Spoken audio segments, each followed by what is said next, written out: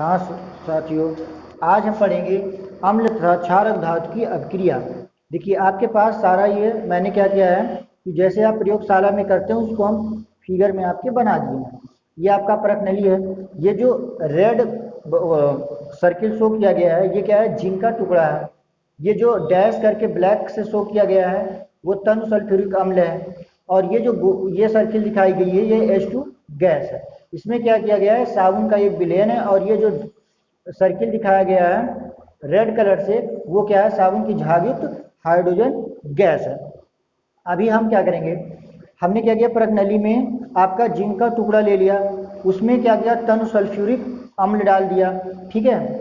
और उसके बाद क्या हुआ, जब ये दोनों कौन अम्ल और ये जिंक का टुकड़ा क्रिया करके क्या करते हैं, एक लवण बनाते हैं, ठीक है। लवण बनाने के साथ साथ क्या करते हैं, H2 गैस रिलीज होती है। लेकिन हम इस चीज को जाने कैसे कि हाइड्रोजन गैस निकली, हम यहाँ पे क्या किए होते हैं, साबुन का जो विलेन होता है इसमें जब H2 गैस जाती है तो क्या होता है, झाग के साथ बुलबुले बाहर आते हैं और हम वहाँ पे क्या करते हैं, कैंडल को रखते हैं। जब कैंडल को वहाँ पे लगाते हैं तो मतलब चुटचुटाहट सी आवाज होती हुई आपकी ये हाइड्रोजन गैस जलने लगती है। ये प्रॉपर्टी होती है कि अगर वो झाग युक्त कोई हाइड्रोजन होगा, अगर मान लो कोई झाग है और उसमें हाइड्रोजन भी है और उसको आप बर्न करोगे कैंडल या किसी माध्यम के थ्रू तो उसमें चुटचुटाहट करके आवाज होगी। तो हमने ये चीज किया, ये हमें ये पता नहीं पता था कि कौन सी गैस निकल रही है, उसको आइडेंटिफाई करने के लिए हमने ये लगा के जब चेक किया तो देखा कि चुटचुटाहट की आवाज के साथ कोई गैस जल रही है। और हमको ये बात पता है कि जब भी हाइड्रोजन गैस जलती है तो चुटचुटाहट की आवाज होती है। तो हमें ये पता चल गया कि क्या हुआ, ये गैस हाइड्रोजन है। यहाँ से एक बात क्लियर हो गई, क्लियर क्या हो गई कि जब भी आप एक मान लो आपने जिंक लिया है प्लस तनु सल्फ्यूरिक अम्ल लिया H2SO4, अब क्रिया करने के बाद क्या बनेगा, ZnSO4 प्लस H2 गैस। हमारे कहने का मतलब है कि अब आपको ये बात क्लियर होनी चाहिए कि जब अम्ल और क्षारक धातु आपस में क्रिया करेंगी तो क्या क्या बनाएंगी, एक तो बनाएंगी लवण और दूसरी क्या होगी, हाइड्रोजन गैस जो कि निकलेगी।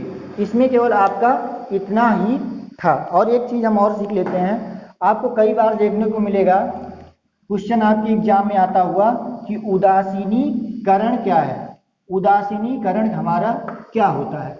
उसको समझने के लिए हम आपको बताते हैं कि जब आप अम्ल और क्षार, अम्ल प्लस क्षार की क्रिया कराते हैं तो लवण और जल बनता है। क्या हुआ, जब अम्ल और क्षार एक दूसरे से क्रिया करते हैं तो लवण और जल हमें उत्पाद में मिलता है। एग्जाम्पल के लिए हम ले लेते हैं, अम्ल के रूप में HCl ले लिए और क्षार की जगह पे आपने NaOH ले लिया, सोडियम हाइड्रोक्साइड। अब आपको जो उत्पाद में मिलेगा वो मिलेगा NaCl प्लस H2O।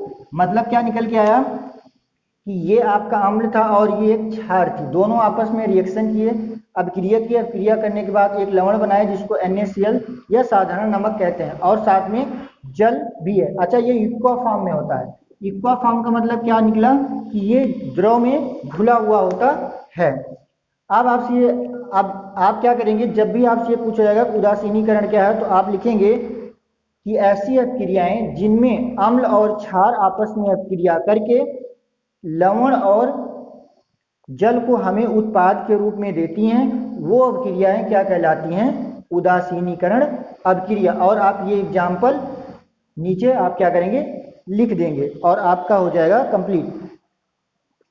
बाकी नेक्स्ट टॉपिक पे हम कल डिस्कस करेंगे।